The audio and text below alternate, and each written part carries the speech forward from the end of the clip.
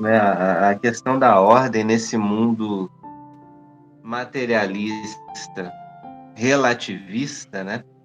Essa palavra ordem parece que deixa as pessoas quase que passando mal hoje, né? Você ouvir falar de ordem, organização, leis, regras.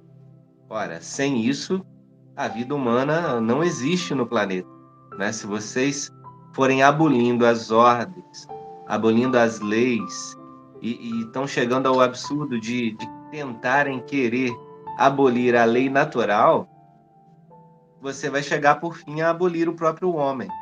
Isso é a abolição do homem, a autodestruição do ser humano, né? Se a gente continuar avançando nessa espiral de destruição do ser humano, de negação da natureza, da sexualidade, né, daquilo que o ser humano nasceu para ser, a constituição da família, né, a ordem, a educação, né, o amor a Deus, você tira Deus das coisas, né, isso a pessoa vai se destruir. A igreja é a única instituição no mundo que ainda tenta manter uma ordem que aponta para o céu e que ordena a vida do ser humano em todas as esferas. Então, ela é realmente uma pedra mesmo que mantém ainda a civilização de pé, mesmo diante de tantos problemas, né? O pouco de sobriedade que a gente vê hoje em dia vem das pessoas que rezam, vem dos membros da igreja que ainda estão de acordo com a doutrina, né? Eu não vejo nada diferente disso. A igreja, ela é uma pedra fundamental para este mundo ainda estar de pé. As pessoas que rezam, né, são fundamentais, embora sejam tão humilhadas e menosprezadas. Eu queria prosseguir aqui, né? Fiz esse comentário sobre como meu irmão ia dizendo. Queria prosseguir sobre essa igreja nascente, né? Acho interessante que a gente olhe um pouco, porque de novo, eu tenho que falar dos nossos irmãos protestantes, né? Não estou querendo ficar falando mal deles toda hora, mas essa prática fundamentalista de pegar a Bíblia, né? E achar não, tudo que está escrito aqui tem que ser desse jeito, né? E se não for desse jeito, eu não aceito nada, né? Mas, ora, Jesus, ele instituiu essa organização inicial daquele grupo, né? De discípulos ali. Vou nem chamar de igreja, então, aquele grupo de homens, né? Aquela organização que foi instituída por Cristo acabou ali? Acabou ali quando a palavra terminou de ser escrita? O que esses homens fizeram depois? Né? Vocês não sabem o que aconteceu depois? A igreja desapareceu e apareceu só agora quando alguém abriu um CNPJ e abriu uma instituição religiosa aí, né? Num bairro onde fechou uma padaria, abriu uma igreja, fecha um boteco no lugar e abre uma outra igreja. A igreja de Cristo, será que ela ficou escondida durante esse tempo todo e abriu agora de novo? Né? Não é assim, né? É preciso que a gente estude a história daquele tempo também, né? Não tem como a gente ser tão inocente assim de achar, né, que a palavra de Deus ela está com tudo aqui que é necessário para nossa salvação e a igreja basta que a gente faça uma do jeito que a gente quiser e tenha só esse livro, né, como uma base para nós. Aí eu posso abrir uma igreja do meu jeito e ter uma Bíblia lá do meu jeito. Não foi assim, né? Se Jesus instituiu um primado na igreja, obviamente isso continuaria, né? Foi através da imposição das mãos, isso está até na palavra, né? Que quando esses homens iam ficando mais velhos, né? Eles iam ali até mesmo instituindo pessoas para ajudar, né? Nos Atos dos Apóstolos tem a instituição do diaconato, né? Bem claro ali, escrito com todas as letras, que instituíram os diáconos para ajudar, né?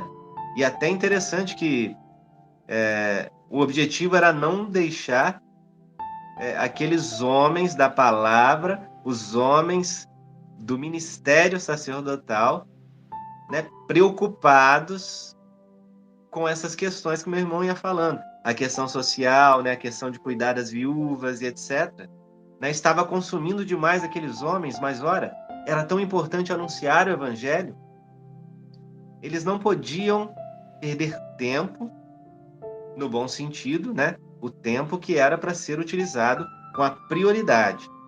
E a prioridade é o anúncio do reino de Deus, da salvação. Porque o próprio Jesus disse: pobres sempre o tereis no meio de vós. Né? Até o fim dos tempos nós seremos pobres. Mas se a gente deixar para depois a salvação, isso já é um inverter as prioridades.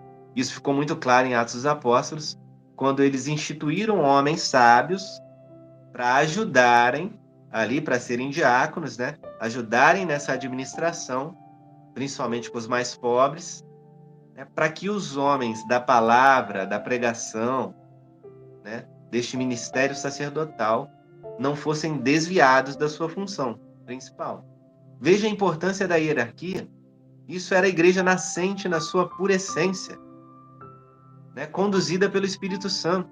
Jesus já não estava ali fisicamente no meio deles, né? Presencialmente, carnalmente, mas o Espírito Santo enviado por Jesus estava conduzindo essa igreja nascente. Interessante que, prosseguindo ali, né? Pedro, o pontificado de Pedro foi do ano 30, né? Interessante que é contado do ano 30. 30 a vida pública de Jesus. Quando iniciou a vida pública de Jesus, ele instituiu o papado de Pedro. Este pontificado durou até o ano 67. Né? Então você vê aí que ano 67 depois de Cristo. Né? E ali seguimos. Lino, Anacleto, Clemente, Evaristo, todos santos. Esses que eu falei aqui. Todos santos. E se a gente seguir, vários dos primeiros papas foram santos. E vários dos primeiros papas foram também mártires, como São Pedro também foi. Né? Mas por que eu estou falando isso do tempo? Para dar uma noção para vocês, né? São Pedro ali, ano 67, a gente vê que acabou o papado dele, né? E foi seguindo a sucessão apostólica ali. Mas pertinho do ano 67, ano 115 depois de Cristo, Santo Inácio de Antioquia, um grande santo, ele deixou algumas palavras para nós, né? E isso não tem como nenhuma outra denominação, né, dizer, né, falar contra isso, porque é uma tradição que continuou. São homens de fé que continuaram, né?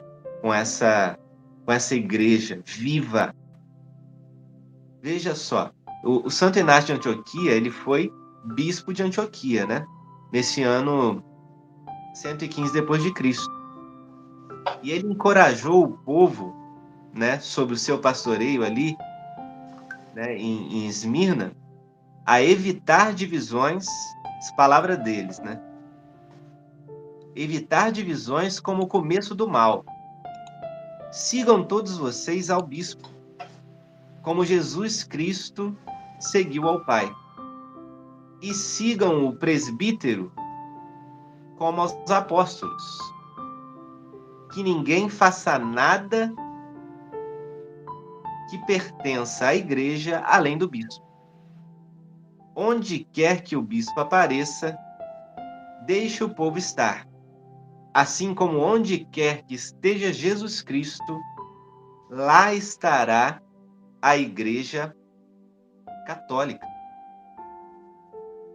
Veja que no ano 115 depois de Cristo já se utilizava o termo Igreja Católica, né? E foram se unindo ali, né? A gente vê a evolução das palavras, como é que os seguidores de Cristo foram sendo chamados de cristãos, né? Vamos vendo que a igreja vai sendo chamada de católica, porque ela significa universal, né?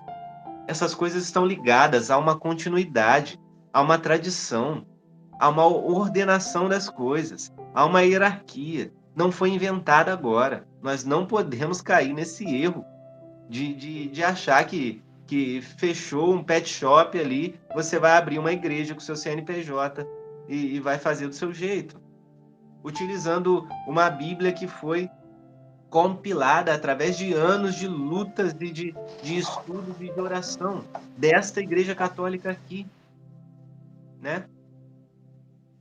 É interessante a gente ver o próprio Santo Inácio já com essa noção clara, né, da autoridade do bispo, da autoridade dos presbíteros, que são os famosos e amados padres, né? E essa sujeição aos apóstolos. Onde estiver o bispo, né, o povo tem que estar com ele. O povo tem que estar acolhendo o seu bispo, amando o seu bispo, rezando pelo seu bispo, obedecendo o seu bispo, né? Onde estiver Jesus Cristo, lá estará a Igreja Católica. Onde realmente estiver Jesus Cristo. Mas veja, como meu irmão ia dizendo, né? Já para passar de volta a ele isso, onde estiver Jesus Cristo, qualquer ação da igreja que for desvinculada de Jesus não é uma ação da igreja, é uma ação da carne. É uma ação que pode ser feita por uma ONG qualquer. Sem a espiritualidade, sem o centro em Jesus, fundador da igreja, não existe obra da igreja. Existe obra humana, obra da vaidade. E até, ouso dizer, se derem brecha, existe até obra de Satanás, porque ele penetra onde deixarem brecha para ele, né? São Paulo VI dizia que a fumaça de Satanás entrou na igreja. As ameaças que este homem estava vendo, né, tão próximo dos nossos tempos, é possível que a fumaça de Satanás esteja, sim, no meio de obras que estão sendo movidas pela vaidade. Algumas pessoas vendem a alma para ganhar algum prazer corporal ou prazer até mesmo hierárquico, né? Disputas políticas, vaidades. E o nome de Cristo vai sendo usado somente como uma justificativa para partidarismos, né? Para outras coisas que não são o centro. Jesus tem que estar no centro. Se Jesus não estiver no centro, não é Igreja Católica. Não é igreja. Qualquer obra feita desvinculada de Jesus não é uma obra católica, né? E a gente deixa isso muito claro, né, meu irmão?